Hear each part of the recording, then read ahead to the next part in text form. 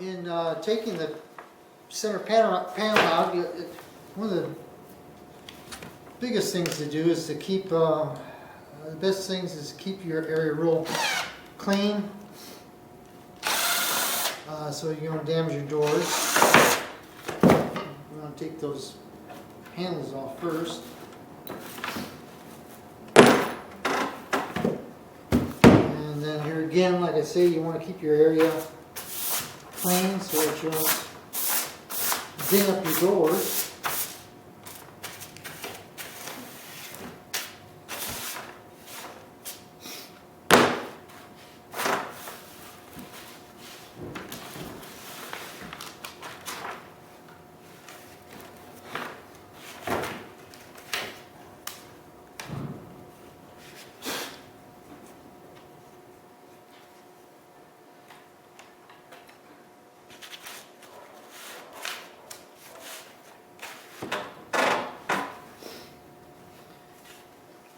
What I do in this, with this type of a door, is I actually will drill a hole and put a screw in the center to hold it in place so that it does not float around on you.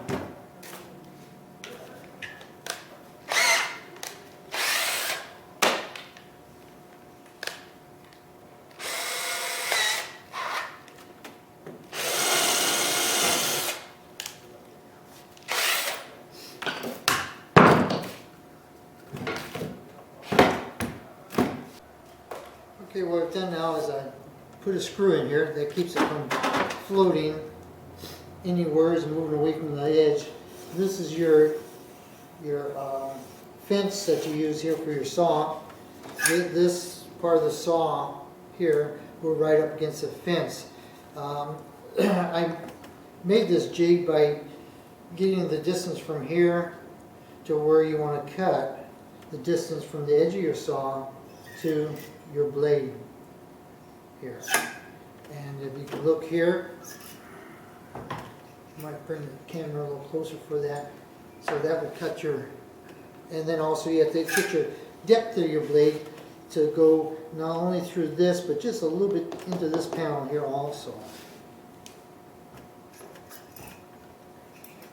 I want to make sure you don't put that blade too deep, because you do not want to cut through to the front side. I've seen people do that before. I've had employees that did that before. So anyway, make sure on the depth of your blade, and everything should come out just fine. So I'm going to go ahead and cut a little bit here. And then after I cut it, I'll show you how the blade is. One thing you do want to be careful on is with this type of a saw, skill saws, they have a tendency when you're cutting to want to run backwards. You do not want to cut into here. So you want to start a little bit farther ahead from this part of the cabinet so that you're not cutting into the part of the cabinet that you would see afterwards. It would not be a nice thing. So I'm going to start here. So it's going to be a little loud.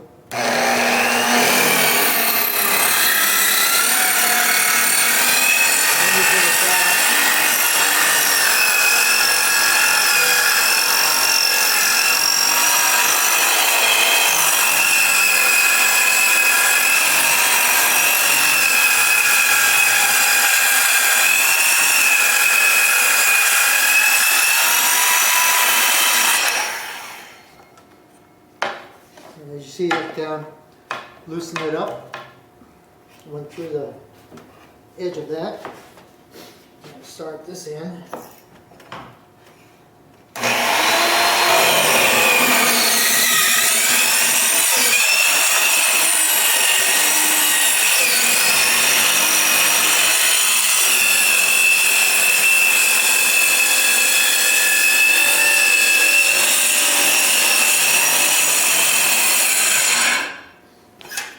Best to let the blade stop before you pull it up. Sometimes you try to pull it up, it'll want to run on you. Let's take the screw out.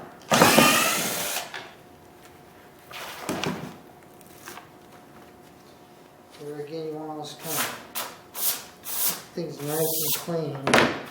Put paper down to protect your cabinet doors and fronts.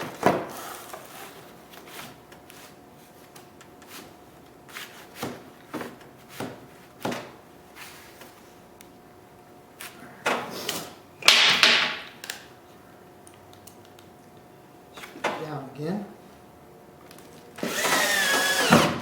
You can use clamps too. They work pretty good also, but my preference is the screw, because it could be throwing this away here anyway. So, okay, so now we'll cut the other side here.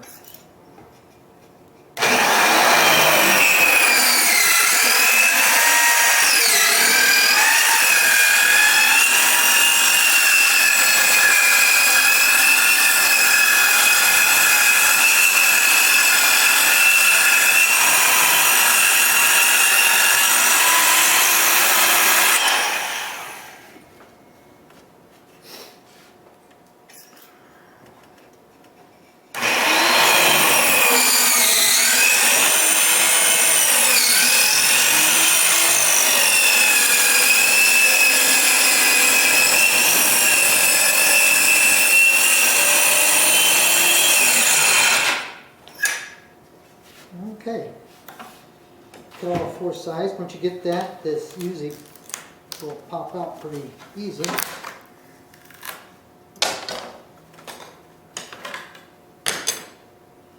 I use a knife here to pop the corners out. That one there could be cut a little bit closer.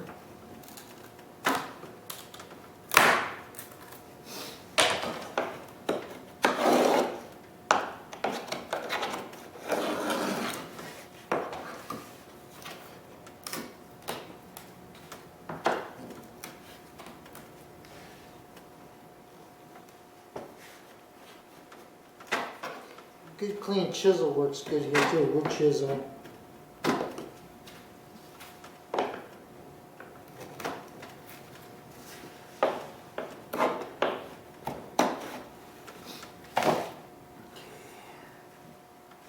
So let's go ahead and take the screw out.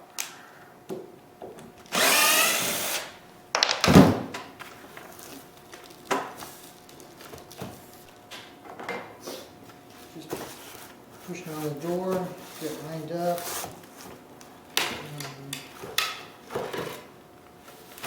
And there you go.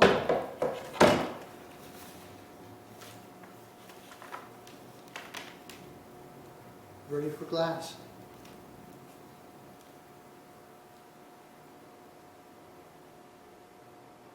I'll take an I'll carry a lot of different colors of stain here. I will hit this with a stain on the back side here, so that when you put your glass in, you don't see the real light look here on the door. Just gives a little. I'm going to show you here on the saw and how you line the distance up from here to here. It'll be the same distance as what this is from here to the blade. I'll show you that here.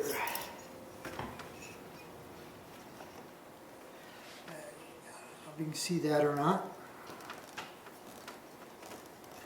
So your blade is lined up from this edge to your blade, and that you're coming in right at 3/8, almost a ½ inch. Depends on the cabinet doors. So ½ inch usually gets it really good. 3/8, I usually try to start out at 3/8, and then if 3/8 doesn't handle it, then we go to ½ inch. Because now if you can see here, the blade is set up to go just not quite as deep as that groove is there, but enough to cut through the raised panel. And if you've seen your cabinets here, you have that's where your raised panel slides into, is that groove right there. And like I say, it's a floater, so usually one side here. This cabinet, there's 4 cabinet doors will be receiving etched glass with just a little sliver of clear going through it. So once we get to that point, we'll go ahead and show you the glass, and then show you how to install it into the frame. What works good sometimes when you this side here is still a little bit into this wood, and so if you get out one side like that, then you just take and put it on side and give it a little tiny wrap like that. That way will make it slide down. And okay, we'll go through cutting one of these out again.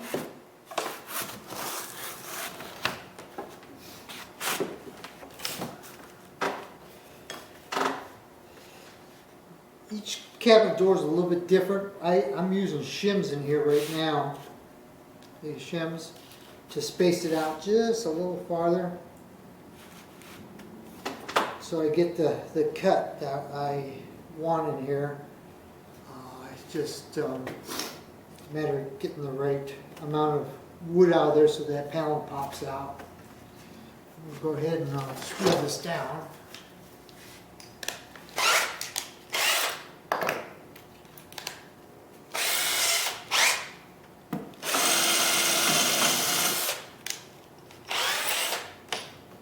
These panels, I notice, are a little bit different. They're pressed wood with just a real thin skin of maple on them.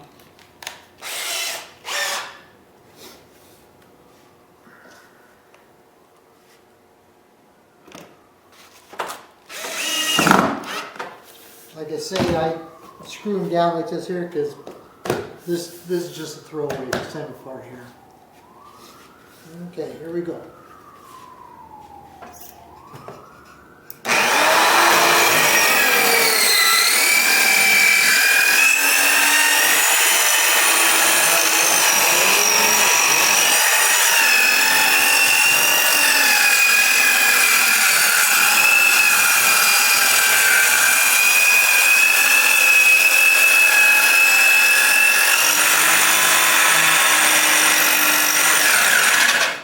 Cutting these out, you always want to keep your eye on the saw to make sure it's running straight against the fence here.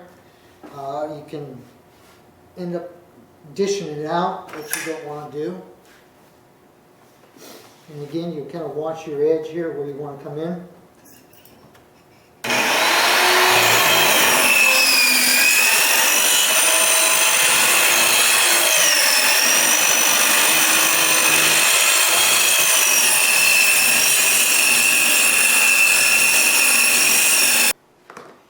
We're on to the second side here.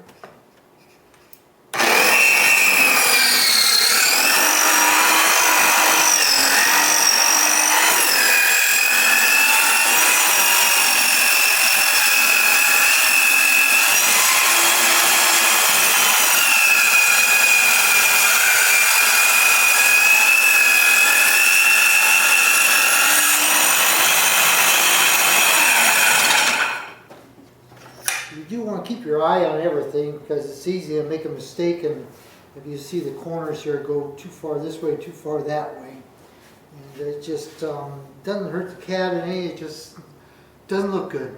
It's just something that you wouldn't want to do.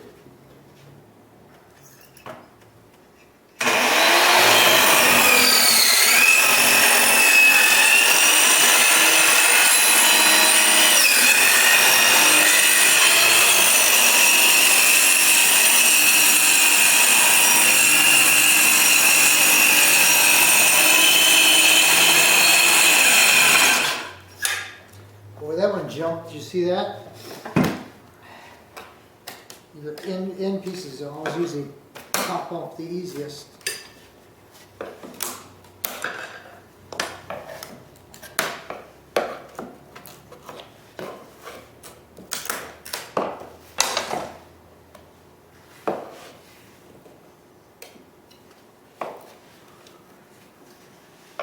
This knife here, I got this knife years ago. Love it. Bought it from a supply house one time. It's used for, they sold them for lead-in windows, which it didn't really work because of the angle. But the metal goes all the way through, and actually what it is, it's a skinning knife for skinning, for butchering animals and you skin it. And it's just so strong, it's great for doing things like this, pulling moldings off to install windows, different things like that. Thought I lost it one time, but I had a heart attack. Could be sharper, but yeah, I work most of the time. You're afraid of getting too sharp, and I hurt myself with it. Sometimes you have little deals in the corner. You use a little razor to clean up the corner.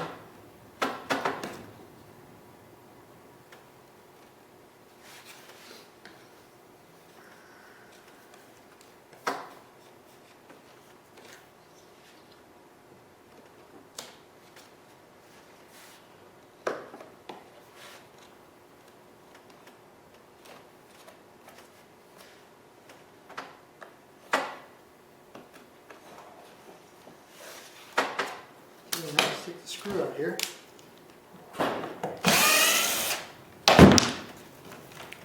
Let's see, the wood pads are loose today and come out easy.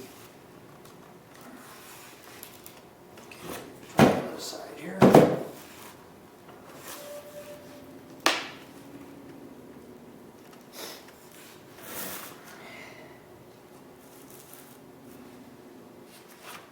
was a little tight in the corners. Sometimes a little wrap like this will help.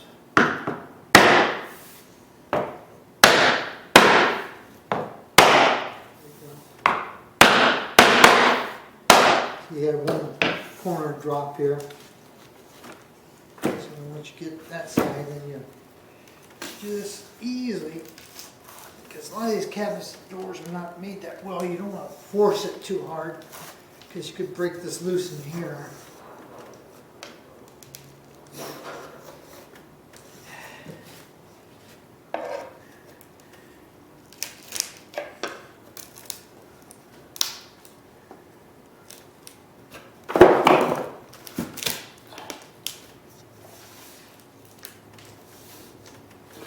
Okay, so we got one end done here.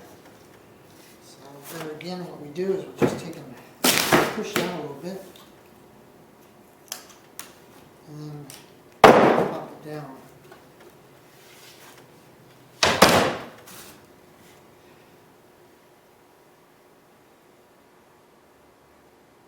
Huh? Come out pretty clean, huh? There we go. You're ready to go here. Okay. Sometimes our... Okay, so we got a little stain here. We'll see how this... Try a little bit here first.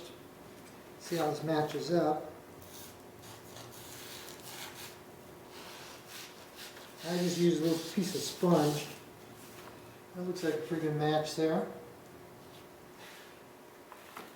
You can get a sponge brush from your local paint store. I just always have sponge around here, so I just use a piece of sponge. Nothing fancy.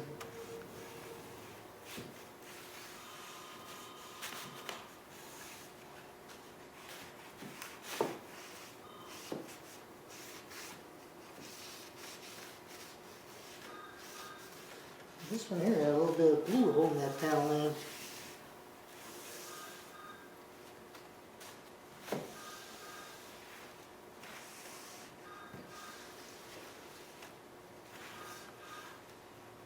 Make sure you don't have stuff on the front here.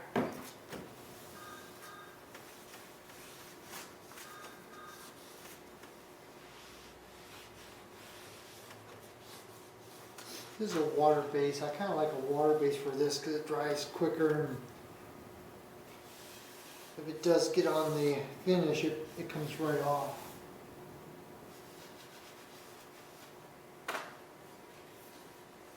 Darkens up a little bit. You can put another coat on there too, but it's going to be etched glass. You're not going to see through it anyway, so you just wouldn't want that real white look to it. Okay. Looks like I could get a little more right down here.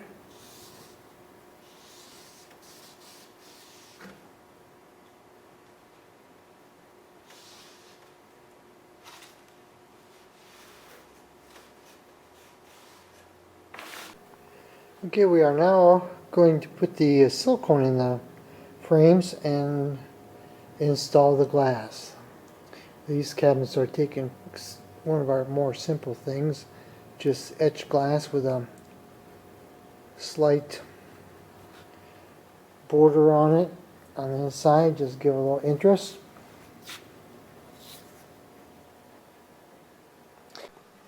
Okay, we're now going to put some silicone in here.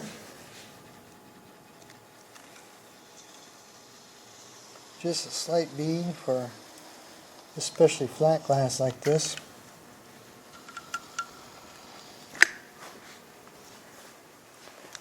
You don't need a whole lot. I always usually leave a spot in the center there open. And that's for, so in case you ever have to get the glass out. Okay, now we'll put this glass in there. It's already been silicone. And we're putting on the etch on the inside. That's what the client asked for.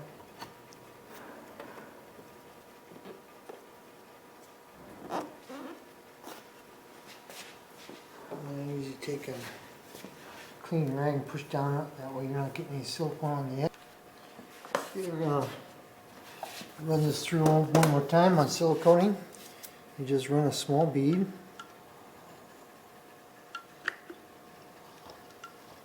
Leave an opening. You don't put it more towards the outside, it works better. Leave an opening there. Okay.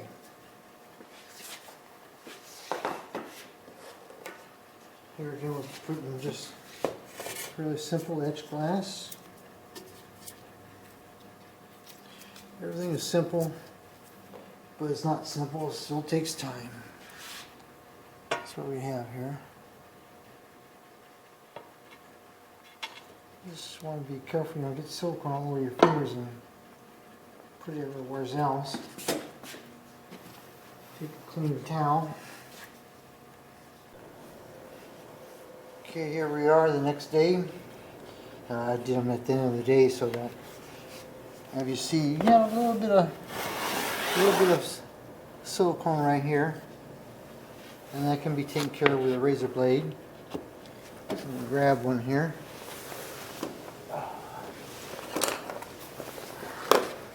Just you want to put your razor at an angle and go in so you don't damage the wood, and then you just come in and shave it off like so. Comes right off. This is still a little wet. It's cold here, so it's not drying as quick as it usually does.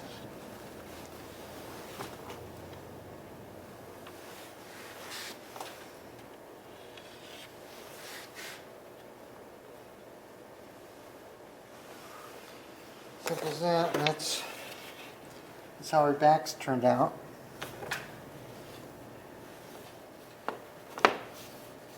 Notice I stained it a little darker here than what original wood is. So it comes out pretty clean. There's our finished cabinet doors. And you've seen some marks in here and over here, but that's just something in the outer window there.